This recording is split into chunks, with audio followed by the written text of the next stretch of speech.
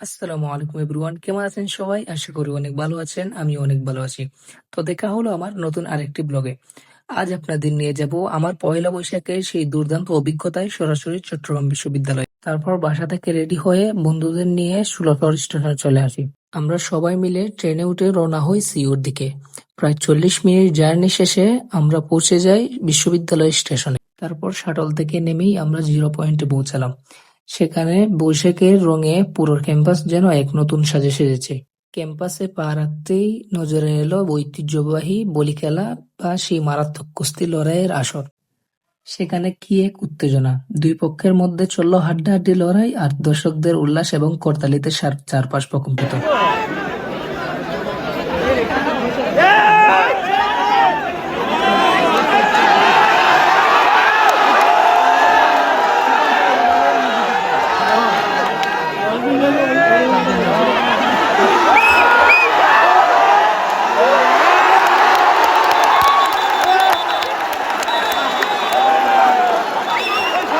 কুস্তির সেই মুহূর্ত শেষ করে আমরা ঘুরে দেখলাম ক্যাম্পাসের বিভিন্ন স্টল এবং বৈশাখের রঙিন সব আয়োজন। তারপর উৎসবের ভিড় আর রোদের ক্লান্তি কাটাতে আমরা চলে গেলাম ভার্সিটির ভিতরে লুকিয়ে থাকা সুন্দর সেই ঝর্ণাটির কাছে। ওখানে আমরা বন্ধুরা সবাই মিলে কিছুক্ষণ বসে জিরিয়ে নিলাম এবং চারপাশের নিস্তব্ধ প্রকৃতির মাঝে অন্যরকম শান্তি খুঁজে পেলাম। ঝর্ণার সেই স্নিগ্ধ পরিবেশে কিছু সুন্দর মুহূর্ত ক্যামেরাবন্দি করলাম।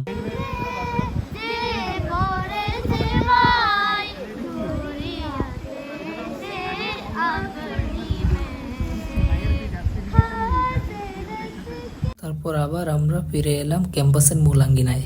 কিছুক্ষণ ঘুরে শেষে ক্যাম্পাস থেকে আবার হেঁটে হেঁটে চলে গেলাম পাম বাগানে। সেখানে সারিবদ্ধ পাম গাছের মাঝ দিয়ে হাঁটা যেন এক বিদেশের মাটিতে হাঁটার অনুভূতি দিচ্ছিল।